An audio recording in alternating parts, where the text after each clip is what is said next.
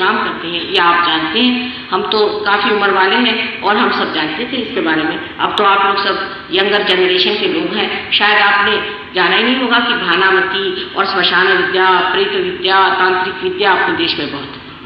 इस समय कुछ मुझे लगता है कि दिल्ली के लोगों का मन तांत्रिकों से कुछ हटा हुआ, नहीं तो जहाँ जिस गली में जाइए वहाँ एक तांत्रिक बैठा हुआ था इस आपके राजधानी। इस तांत्रिकों का शौक आपको भ्रांत कर दिया और इसमें आप फंस गए। ऐसी छोटी छोटी चीजों के पीछे में भागने वाले लोग परमात्मा को कैसे पाएंगे? अगर मानना है तो कोई परम चीज मान लीजिए और परम में ही सब कुछ मिल जाता है, क्योंकि श्री कृष्ण ने कहा है कि योगक्षेम वहम्यम, पहले जब योग होगा तो तुम्हारा पूरी तरह से क्षेम। कोई महाशय कहता है कि माँ मेरी तंदुरुस्ती अच्छी कर, मेरे पास बहुत से पहलवान आते हैं, कहते हैं माँ हमें तो कोई शांति नहीं जीवन। कोई आदमी कहता है माँ मेरे पास पैसा नहीं, दूसरा वैसे आदमी आता है काम में, इससे तो दुखी कोई दुनिया में है। इसका मतलब ये है कि सब संसार दुखी है और इस दुखी संसार में आप अगर किसी को ये सोचें कि दूसरे के पास कोई चीज है तो उससे वो सुखी है, ये आपको गलत फहमी। आप इस पर विश्वास करें कि जिस मनुष्य को आप सुखी समझते हो वहां दुखी हो सकता है, लेकिन आपको पता नहीं। इसलिए जिस चीज को आप मांग रहे हैं उससे आपको सुख नहीं होने वाला। आप जिस चीज को मांगना है उसे मांगे और वो है परम, और वो परम तत्व आप ही के अंदर है जिसको आपको पाना है। उसके लिए कहीं जाने की जरूरत नहीं, किसी से कुछ देने की जरूरत नहीं, कुछ उसमें आडंबर नहीं है। बहुत सीधी सरल चीज है, जैसे कि एक बीज को आप अंकुर ला सकते हैं, अगर माँ के उदर में डाल दें, उसी प्रकार ये कार्य हो सकता है। लेकिन मनुष्य के लिए सीधा खाना सादा होना भी कठिन होगा, क्योंकि वो सीधे इधर से खाना आप जानता ही नहीं, इधर से हाथ फिरा के वो खाना खाता है। कोई काम सीधे तरीके से करना उसके बुद्धि के परे हो गया है, उसकी बुद्धि इतनी जटिल हो गई, सोच सोच करके उसका दिमाग खराब हो गया।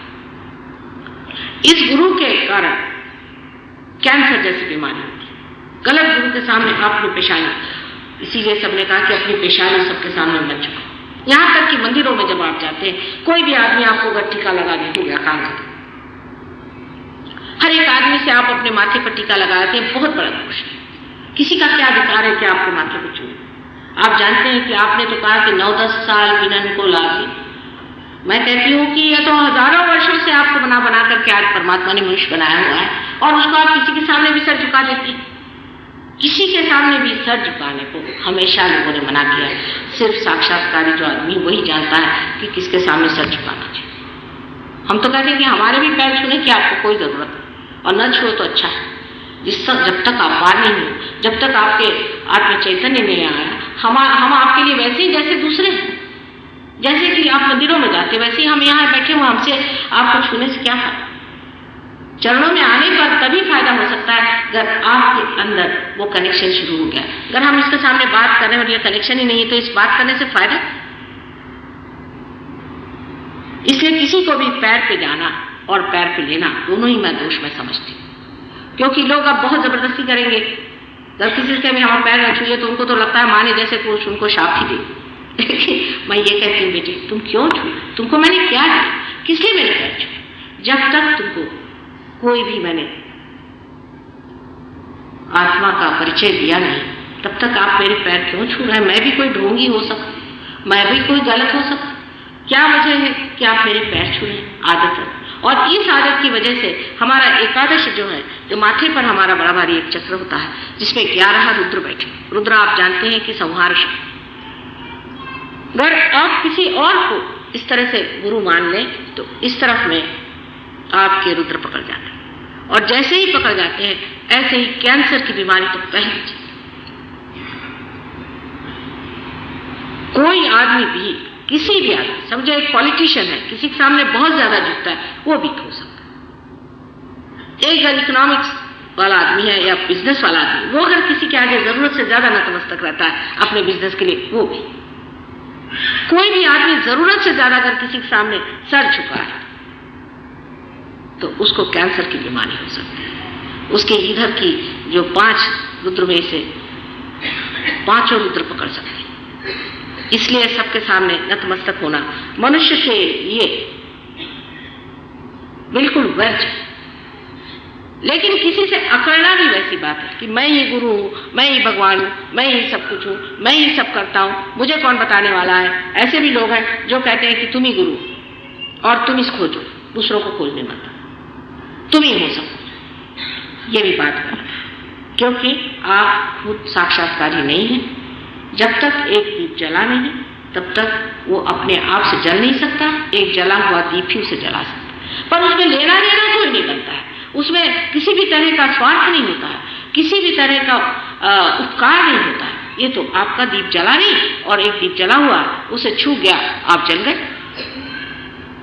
उसमें किसी भी तरह की ऐसी बात नहीं आती कि जिसमें आपको पूरी तरह से ये कहना है कि आपका कोई व्यक्तित्व न रहे, आप एकदम से पागल जैसे उनके पीछे लगे। अभी ऐसे बहुत से लोग मैंने देखे, स्पेन में 50,000 लोग ऐसे हैं कि जो एक गुरु महाराज कोई है उनके पीछे में इतने नतमस्तक है कि पागल है। स्पेन की महारानी हमें मिली थी, वो कहने भाई आपके देश से ऐसे ऐसे आप गुरु घंटाल यहाँ भेजते हैं कि उनका क्या करें, कुछ समझ नहीं आता। हमारे यहाँ 50,000 यंग लोग एकदम पागल हो। इस तरह के न जाने कितने तरह तरह के लोग आपने बाहर भेज दिए। आपको एक्सपोर्ट के लिए और तो कुछ मिला नहीं इस देश में, कुछ बढ़िया से उठा करके ऐसे लोगों को बाहर भेज दिया है कि सबने नाक कटा के। और उनके लिए हम अगर कुछ कहें तो लोग कहते हैं कि माँ तो बहुत इंटॉलरेंट है। तो क्या ऐसे लोगों को हम हार पहनाएं, उनकी आरती उतारें और उनको सिंहासन पे बिठाएं?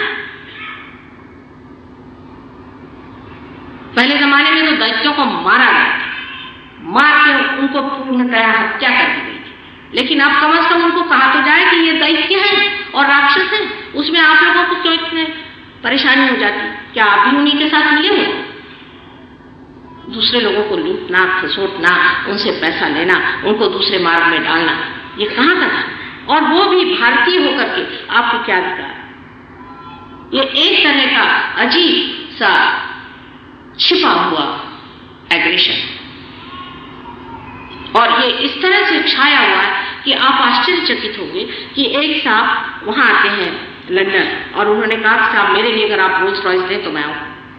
अब सब लड़कों ने एक साल भर सिर्फ आलू खाया, पैसा बचाया और उनको रोल्स रॉयस दी। एक लामा साहब पहुंचे वहां, ये लोग आके मुझे बताते मुझे बड़ी हैरानी। लामा साहब जो कि बड़े साधु सन्यासी बनते, वो वहां पहुंचे, उनका साहब हमें तो मार्बल के फ्लोर के सेवा होता नहीं, वहां मार्बल बड़ा महंगा मिलता है स्वीडन में। तो स्वीडन के बेचारे लोगों ने भूखे रह करके उनके लिए मार्बल का फ्लोर बनाए थे, ये पधारे वहां। और पधारने के बाद ये चीज कि आप उनके सामने जाइए तो 1001 बार उनके सामने आप झुके। मैं आपको इसलिए सब बातें बता रही हूँ कि इस सब चक्कर में कोई ना कोई आप लोग होते ही। सवेरे 10 आदमी मिलने आए, उसमें से 9 इस चक्कर के। वहां हमें समझ नहीं आता, हमने तो कोई गलती नहीं करी। मैंने कहा तुम खोजने क्या गए थे? ये जिसने परम की बात की और जिसने परम दिया उसी के चरण में जाना चाहिए और उसी के शरण में भी जाना चाहिए। बाकी सब बेकार। इनकी बातें जो हैं, बातों से तो इंसान का दिमाग खराब हो जाता है। आपने सुना होगा बहुत से लोग वेद पे बात करते हैं, वेद, वेदाचार्य, ये वो। एक महाशय बंबई में है, बड़े भारी वेदाचार्य, अमके पंडित तमके पंडित। उनकी उम्र हमसे छोटी है, बड़ी नहीं, लेकिन वो जब बात करते तो ऐसा लगता है कि सठिया जो बकते चले जाते हैं, ऐसे बकते चले जाते हैं। लोग तो उनके पास 5 मिनट खड़ा होना नहीं चाहते। अब उनको समझ नहीं आता कि लोग उनसे भागते क्यों। इस कदर क्रोधी और तपस्वी क्या कहना चाहिए, तापमय इंसान है कि जो भी उनसे के पास बैठता है वो कहता है बाप रे बाप, ये तो एकदम तूफान है। और गुस्सा उनको इतना आता है कि अगर कोई उनकी बात किसी समझ नहीं है तो कहते हैं अरे तुम तो ऐसे दुष्ट हो, तुम तो ऐसे खराब हो, और लेकर के मारना शुरू। अब बताइए, इतने वेदाचार्य और फलाने और ठिकाने होते हुए उनके ये सारा बाहरी रह गया, कुछ उनके हृदय में कुछ नहीं गया, ना उनमें दया, ना अनुकंपा, ना कुछ नहीं, बस बड़बड़ाते रहते सुबह शाम तक। ऐसे मैंने फ्रांस में बहुत से देखे, वो तो बस में चढ़ते हुए बड़बड़ाते। पूछा क्या? ये कहने बड़े भारी पादरी थे। मैंने कहा वाह भाई, ये पादरियों का ये एक बड़े भारी पादरी थे, इसलिए हम लोग कुछ इनको कहते नहीं, बस में बड़बड़ाते चलते सुबह से शाम तक। ऐसे बहुत मिलते हैं फ्रांस में। मेरे ख्याल से वहां इस तरह के प्रकार बहुत हो चुके, लोगों ने बहुत अध्ययन करके और पगला लिया। तो इस तरह के गुरुओं के जो कि सिर्फ बातचीत ही बातचीत करते, आपको कहेंगे 50 पारायण करो, दत्तात्रेय का आप पारायण करो, गुरु का आप पारायण करो। 50 पारायण करने के बाद में मिला के एक महाशय हमारे पास आए, हमसे कह लेंगे माँ हमने तो 14 वर्ष की तपस्या की। मैंने कहा अच्छा, और उन्होंने सिर्फ पारायण करने को कहा और शिव जी का मंदिर धोता रहा। और अब क्या हो, पहले 1 मिनट में कुंडली जागरण हो। तो मैंने कहा भाई ये सोचना चाहिए कि पारायण करने से परमात्मा मिलता है। तो अपने देश में कितने लोग हैं जो तो पढ़ भी नहीं सकते, इसका मतलब उनको परमात्मा नहीं मिलेगा, सिर्फ पढ़े लिखों को ही मिलेगा। जो वेदाचार्य है उनको मिलेगा, जो वेद पढ़ सकते, संस्कृत जाने वाले कितने लोग, मैं कहती हूँ कुरान शरीफ पढ़ने वाले कितने लोग या बाइबल पढ़ने वाले कितने लोग हैं। मतलब जो वो पढ़ते नहीं वो काम से गए, ऐसे कैसे हो सकता है? जो परमात्मा सबका ही निर्माण करने वाला है, सबको ही प्रेम करने वाला है, वो कैसे काम करेंगे? इसलिए जो गुरु तत्व में खराबी आ जाती है उससे आप लोग सब बच के रहिए। और ये गुरु तत्व हर तरह से आपके अंदर एक तरह की सीमा बांध देता है। ये हम करके दिखाएंगे, उनका 4 दिन का उपास हम 10 दिन का करके दिखाएंगे। ये सब चीजों से परमात्मा नहीं मिलता। सहज सरल, सहज समाधि ला, सहज होना चाहिए। पर जो चीज सहज नहीं है, जिसमें असहज है, वो परमात्मा की चीज हो ही नहीं सकती। एक सीधी बात आप सोचिए कि आप इंसान बने, आपने कौन सी मेहनत करी? आप क्या सर के बल खड़े हुए कि आपने अपनी दुनिया काटी थी कि किस तरह से आप बन गए? आप इंसान अपने आप सहज सरल बन गए। इसी प्रकार उचित स्थिति में जाने के लिए भी सहज ही भाव होना चाहिए। और जब तक सहज भाव नहीं आता है तब तक आप जो भी ऐसी उटपटांग चीजें करते हैं उससे आपको नुकसान हो, तकलीफें होंगी, चक्र पकड़ेंगे, आपको परेशानी होगी, चाहे वो शारीरिक हो, मानसिक हो, बौद्धिक हो, पर आप परेशानी फंसे। इसलिए मैंने पहले कहा कि सहज भाव से बैठे और कहा कबीर को गाओ, क्योंकि कबीर सहज भाव रखते, उनका मिलन हो चुका था इसलिए वो मिलन में गाते थे।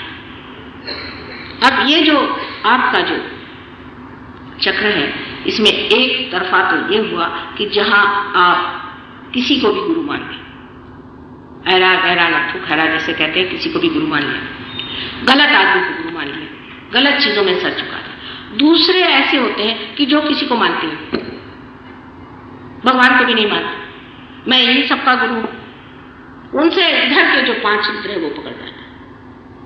इस प्रकार के 2 प्रकृति के आदमी होते हैं। अब जो किसी को नहीं मानते, जो बड़े भारी वेदाभ्यास करने वाले हैं, इनके बारे में अभी मैंने आपको वर्णन करेंगे कि किस तरह की होती है।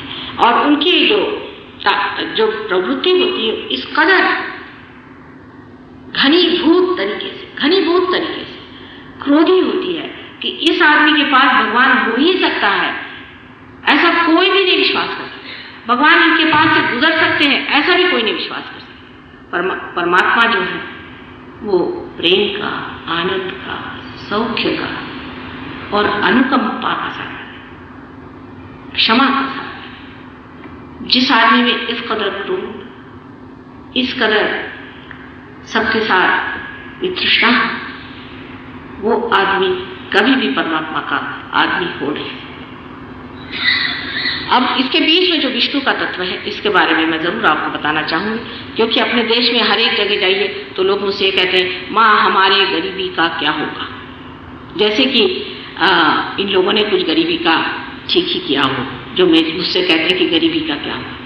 वही बात हुई, कृष्ण ने कहा कि योगक्षेम वहाम्यम, पहले योग को प्राप्त हो उसके बाद आपका मैं क्षेम करूं। जिस जिस गांव में सहयोग हुआ, जहां जहां हम गए, जिन्होंने योग पाया उनके सब प्रश्न सॉल्व हुए। किस प्रकार?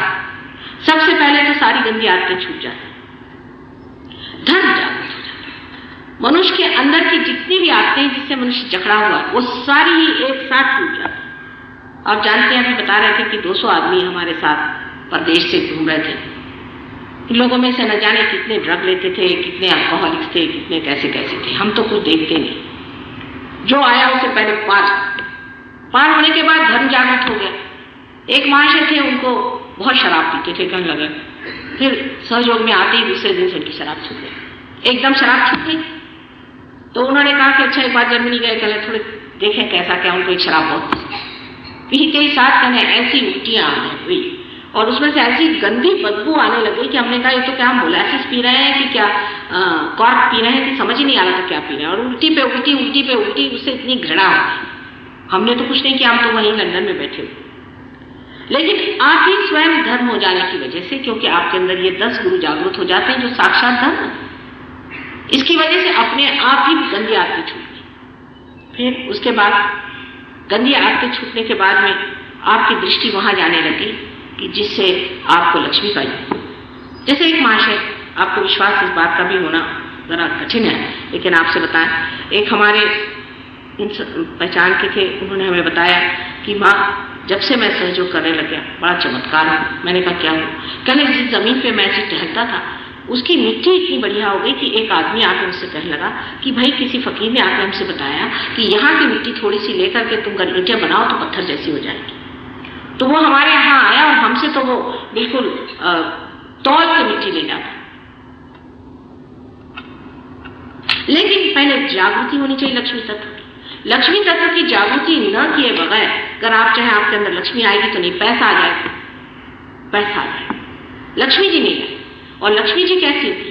एक हाथ से उनके दान है, एक हाथ से उनका आश्रय है, और हाथ में 2 कमल के सुंदर पुष्प हैं जो कि उनके प्रेम के प्रतीक है। और इतना ही नहीं, पर एक भंवरा जिसके अंदर इतने कांटे हैं उसे तक वो अपने अंदर समा लेती है। ऐसे लक्ष्मीपति आप हो सकते हैं जो समाधान में इतने संतुलन में खड़ी की कमल पर पे खड़ी रहती, इतनी सादगी से, इतनी डिग्निटी से वो रहती। मैं तो बहुत आजकल देखती हूँ कि जो पैसे वाले हैं उनके अंदर कोई डिग्निटी, उनके अंदर दिखाई नहीं देता है कि उनके अंदर कोई प्रतिष्ठा हो।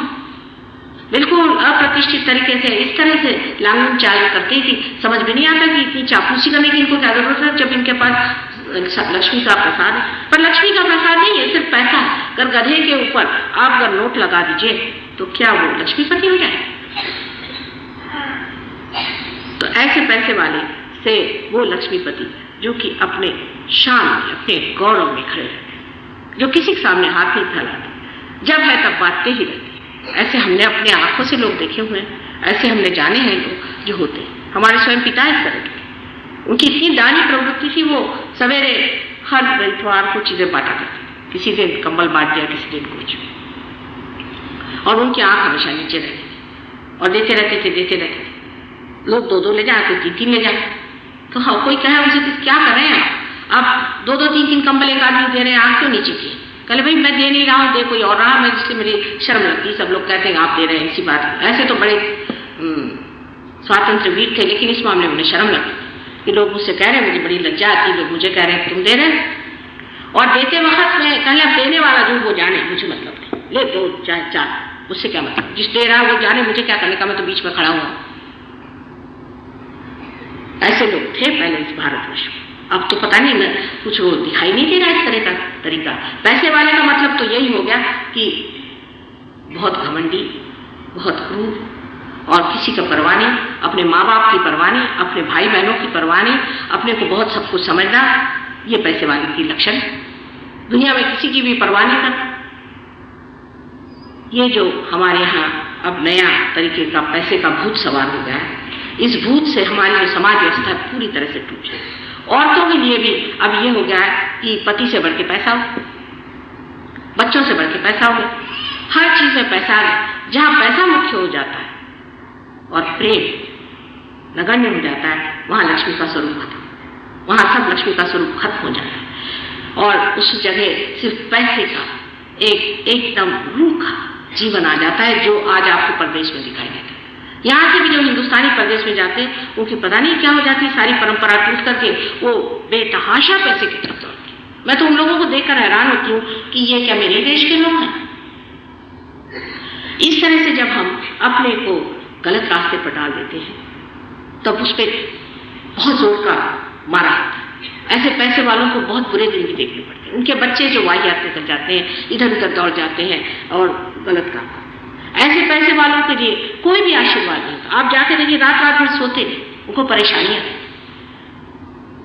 तो जो पैसा लक्ष्मी स्वरूप है, उस पैसे को आप प्राप्त करते हैं, उस संपत्ति को, उस धन को आप प्राप्त करते हैं जो लक्ष्मी की देन है, जब आपके अंदर कुंडलिनी जागृत है। और इसलिए इस देश का जो दारिद्र्य है उसी दिन दूर होगा जब यहाँ पर लोग योग को प्राप्त हो। उससे पहले कभी नहीं हो सकता। आप कोशिश कर लीजिए। मैं गई थी वहाँ पर राहुरी में, मैंने देखा खूब झोपड़ियाँ बनी हुई। कल अभी ये झोपड़ियाँ बनाई, मैंने कहा अच्छा कि कोई नगर बनाया है। मैंने कहा नगर कैसा है पता नहीं। वहाँ से जा रहे थे तो सामने रास्ते पर, इस रास्ते से जा रहे थे, सामने इस तरह से रास्ता था, उसमें से लोग खूब शराब पी पी करके आके और रास्ते धड़ाधड़ गिर रहे। एक तो हमारे मोटर के सामने गिर गया और एक नहीं, दो नहीं, काफी सारे लोग वहां से निकले रहे। मैं कहा भाई ये कौन सा नगर बना है? ये कहे ये झोपड़ियों का नगर बना है, इसमें सब शराबी चलती। कल हाँ ये तो ऐसे नगर बने। इनको झोपड़ी थी तो उसमें शराब शुरू कर दी, 100 रुपया दे दिया तो उसमें शराब शुरू कर दी। ये कोई गरीबी हटाने का लक्ष्य नहीं। इस तरह से गरीबी नहीं हटेगी। ये तो शराब ऐसे पीछे पड़ गई कि आप इसमें से 50% गरीब मर ही जाएंगे तो गरीबी हट जाएगी। इलाज तो ऐसा ही हो रहा है कि लोग जीने ही नहीं वाले, रास्ते पर धड़ धड़ गिर रहे थे, उनमें कोई ताकत नहीं थी, क्षीण हीन ऐसे बने हुए लोग। इनकी गरीबी आप क्या हटा सकते? इनको तो पैसा मुफ्त देने से इन्होंने शराब पी पी करके और धंधे कर करके और अपना सर्व सत्यानाश कर लेना। अब गरीबी हटाने पर एक और प्रश्न है कि जब हम इस तरह की तांत्रिक विद्या और ऐसी मैली विद्याएं करते हैं तो लक्ष्मी जी दूसरे पैर से चली जाएगी। जिस घर में तांत्रिक विद्या शुरू हो जाएगी, लक्ष्मी जी दूसरे पैर से चली जाएगी। आज मैं विशेषकर धर्म पे बात कर रही हूँ क्योंकि ये बहुत जानना जरूरी कि हम धर्म में कितनी गलतियां करते हैं। जो लोग अपने घर में दिवाली मनाते हैं, हर जगह दीप जलाते थे रात, क्योंकि वहां रात्रि होती, उस वक्त ये न हो कि लक्ष्मी कहीं लौट के चली जाए। उनको अंधेरा पसंद नहीं। और जितनी मैली विद्या है, जितनी भूत विद्या, प्रेत विद्या, श्मशान विद्या और ये दुष्ट गुरुओं का जो चक्कर चला, अगुरु लोग जो है, इन्होंने जो चक्कर चलाए हैं, इन सब चक्करों की वजह से अपने देश में बिल्कुल काली फूट गई, एकदम काला अंधकार है। और वो काला अंधकार होने की वजह से अपना देश उठेगा।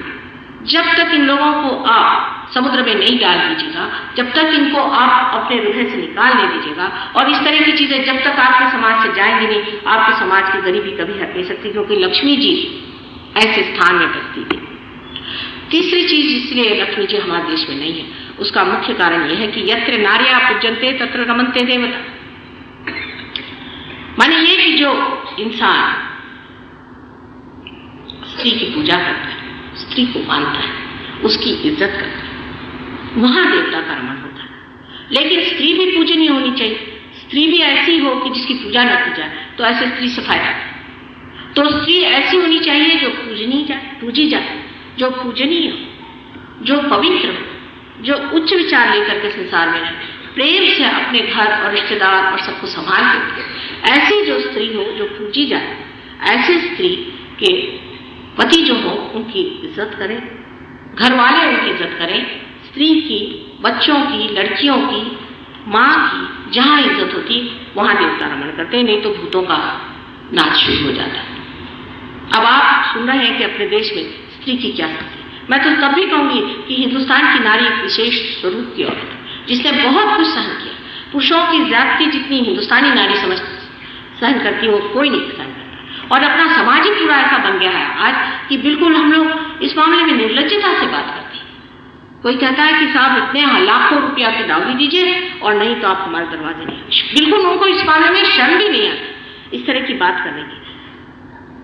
और इस तरह की चीजें इतनी अपने समाज में आज प्रचलित हो रही है, जितनी जितनी बढ़ती जाएंगी उतने उतने आपके देश में गरीबी है। किसी लड़के को बेच करके और लड़की के नाम पर अगर आपने रुपये इकट्ठा किया, आप देख लीजिएगा उसमें कभी भी आपको यश नहीं आएगा। आप करके देखिए, कोई आदमी लाखों रुपया इस तरह से ले ले, उसको कोई ना कोई घाटा आएगा, कोई ना कोई बड़ी बर्बादी होगी, और जा करके वो बिल्कुल ऐसी दशा में पहुंच जाएगा जहां से निकलने का, या तो कोई ऐसे बीमारी में फंस जाएगा, या ऐसे कोई बेकारी में फंस जाएगा, कोई ना कोई ऐसी चीज उसे हो जाएगी कि जिससे वो पछताना पड़ेगा। क्योंकि किसी भी सती स्त्री, किसी भी स्त्री जाति का अपमान करना शक्ति का अपमान है। अगर वो स्त्री हाँ इस तरह की है जो बेकार है और जो पूजनीय नहीं है, उसके बारे में नहीं कहें, पर अपने भारतवर्ष में आज मैं जरूर कहूँ यहाँ की स्त्री बहुत पूजनीय है। अब भी औरतें हमारे यहाँ ग्लैमर वगैरह में विश्वास नहीं करती। अब है कुछ पागल, उनको छोड़िए, लेकिन अधिकतर औरतें सादगी से अपने चरित्र को संभालते हुए रहती। जिस देश में पद्मिनी जैसे लोगों ने जौहर की, कोई विश्वास नहीं करता। अगर प्रदेश में जाकर मैं कहूँ कि हमारे देश में तो चैस्टिटी के पीछे में औरतों ने जौहर कर दिए, तुम बात क्या करते, वो कल हो ही नहीं सकता। मैंने कहा तुम क्या समझोगे, तुम उस ऊंची चीज को तुमने जाना है, उन आदर्शों को तुमने जाना है। आज उन आदर्शों को सबको मटिया मेट करके और हम इन पागलों के पीछे में अगर भागना शुरू कर दें, तो मैं आपसे बता रही हूँ गरीबी जो नहीं आने की वो आ जाएगी। और इन लोगों में क्या कम गरीबी, आप इनको समझते हैं ऐसे, मैं तो सोचती हूँ इनसे गरीब को। इनके अगर घर जाइए, अगर एक कप इन्होंने चाय दिया तो इनका दिल जो है बैठ जाता है। एक कप चाय अगर उनके घर से खर्च हो गया उनका दिल बैठ जाता है। और हम लोग दिलदार, गरीब भी हैं तो भी हमारे घर में कोई आता है तो उसको चाय पानी कुछ नहीं है तो गुड़ ही खाने को दे देंगे भैया, जो भी घर में जो कुछ भी रह सकता है। हमारे साथ जो लोग सफर कर रहे थे देहातों में, हैरान कि ये लोग झोपड़ियों में रहते हैं और उनका दिल है कि राजा जैसे, और ये लोग महलों में रहते हैं और ये है बिल्कुल भिखारी। मैं तो रोज के अनुभव लंदन में देखती हूँ कि जितने भी विदेशी लोग हैं बड़े बड़ी पोजीशन में हैं, बड़ी बड़ी इसमें हैं, आप उनको कितने भी प्रेजेंट दे दीजिए, कुछ भी कर दीजिए, उनसे एक पैसा नहीं मिलता। हमारे साथ की सेक्रेटरी है, वो साहब से कहती है कि भाई आपके बच्चे आ रहे हैं ग्रैंड चिल्ड्रन, तो आप परेशान हैं? उनका क्यों भाई? मुझसे कहती आप परेशान हैं? मैं कहा क्यों? कल आपका सारा घर बंदा हो जाएगा। ये घर किसके लिए है? ये क्या मेरे लिए घर है? ये तो उन्हीं के लिए घर है जो मेरे बच्चे हैं। उनका ये था, कहती है कि हमारी जो ग्रैंड मदर थी जब तक 2 पी हमसे नहीं लेती थी हमको टेलीफोन नहीं करती। और उसी लंदन शहर में आप आश्चर्य करेंगे कि 2 बच्चे हर हफ्ते में मारे जाते हैं। तो ऐसे देश के अफियत से भगवान बचाए रखे, आप लोग उस और जाने की कोशिश न करें। जो कुछ है उसमें समाधान से परमात्मा की ओर दृष्टि दे करके अपने लक्ष्मी तत्व को आप जागृत। इस देश का लक्ष्मी तत्व बिल्कुल जागृत हो सकता है, पर उसका सौष्ठव और उसका गौरव समझते हुए, अगर हम उसको न समझें और व्यर्थ की चेष्टाओं से और हम चाहें कि लक्ष्मी इकट्ठा कर लें तो कभी भी हमारे अंदर लक्ष्मी तत्व जागृत नहीं हो सकता। यही अपने देश का तरुणोपाय है कि अपने धर्म में जागरूक। ये हमारे देश के लिए एक ही तरीका है, इतना ही नहीं, लेकिन जब ऐसा होगा और होगा ही, क्यों ना होगा, उस वक्त सारे दुनिया के देश आपके चरणों में लौटे और जानेंगे कि असली श्रीमंती जो है, असली रियासत जो है वो इस देश में। अभी लोग देखते हैं तो आंखें खुल जाती, कहते हैं इतने गरीब लोग साफ लोटा मांझ करके उसमें दूध लेकर के आ गए हमें देने के लिए। ये लोग विश्वास नहीं कर सकते कि इतने बड़े हृदय के लोग इनके देहातों में कैसे रहते। उस चीज को खोना नहीं है। और ये समय ऐसा आया है कि हम खो रहे हैं, हमारे बच्चे बिगड़ रहे हैं और इस ओर हम जा रहे हैं। इस वक्त बहुत जरूरी है कि सहयोग की स्थापना करके और अपने बच्चों को रोक लीजिए, उनके अंदर लक्ष्मी तत्व जागृत करके उनके अंदर ये गौरव भर दीजिए। आज मैंने आपसे विशेष करके लक्ष्मी तत्व पे बात की है क्योंकि बहुत जरूरी चीज है आप लोग जानें कि हमारा देश गरीब क्यों, और इसकी गरीबी आप गरीबों को रुपया देने से नहीं हो। आप देखकर देखिए, आप किसी भी गरीब आदमी को 100 रुपया दीजिए ना, वो गुप्ते पे गया तो कहाँ जाए, कोई भलाई नहीं। इसलिए आप जान लीजिए कि पैसे के झेलने के लिए भी लक्ष्मी तत्व जरूरी है। ऐसे ही रईस लोगों को भी सोचना चाहिए कि पैसा जो है वो हमारे लिए परमात्मा ने दान के लिए दिया। हम बीच में एक माध्यम बने खड़े हुए हैं और इसको दान के लिए दिया हुआ। इसका जो भी शुभ कर्म हो सकता है वो करना चाहिए और इससे जो भी लोगों की मदद हो सकती है वो करना चाहिए और अच्छे मार्ग में, सन्मार्ग में रहना चाहिए, अच्छे काम करना चाहिए। सबसे बड़ी चीज है परमात्मा का आशीष। जब तक उसका आशीष नहीं मिलेगा सब चीज व्यर्थ, उसमें कोई शोभा ही नहीं है। ऐसे घर में जाओ तो आपकी टांगें टूटने लग जाती है, आपको लगता है बाबा कब भागते हैं इस घर में से। उनका खाना खाओ तो आपको उल्टी हो जाएगी, कोई ना कोई तकलीफ हो जाएगी। ऐसे लोग जो बिल्कुल ही पैसे से जुटे हुए हैं मशीन बन जाते हैं, उनके अंदर कोई हृदय नहीं। क्या अपने घर में लोग सोचते हैं हमारे घर में कुछ भी नहीं हो, हम भूखे रह लेंगे? ऐसे लोगों के घर का खाना नहीं चाहिए। मनुष्य को ये जान लेना चाहिए कि हमारे अंदर परमात्मा ने स्वयं साक्षात लक्ष्मी का स्थान रखा हुआ, वो हमारे अंदर बसी हुई, सिर्फ उनको जागरूक मात्र करना। और उस जागृति के लिए आपको कोई बुद्धि के घोड़े दौड़ाने की जरूरत नहीं, कोई विशेष सोचने की जरूरत नहीं। सिर्फ कुंडलिनी का जागरण होते ही ये कार्य हो सकता है, तो इसे क्यों न करें। और इसे करना नितांत आवश्यक है और ये होने का समय आ गया है। एक विशेष चीज है कि ये विशेष समय आ गया और इस विशेष समय पर आप इस वक्त उपस्थित हैं, इसका आप पूरी तरह से उपयोग करें और अपने लक्ष्मी तत्व को पहले जागृत करें। आज के लिए इतना ही काफी है, फिर और 2 दिन लेक्चर दूंगी, तब उस पर और तत्वों के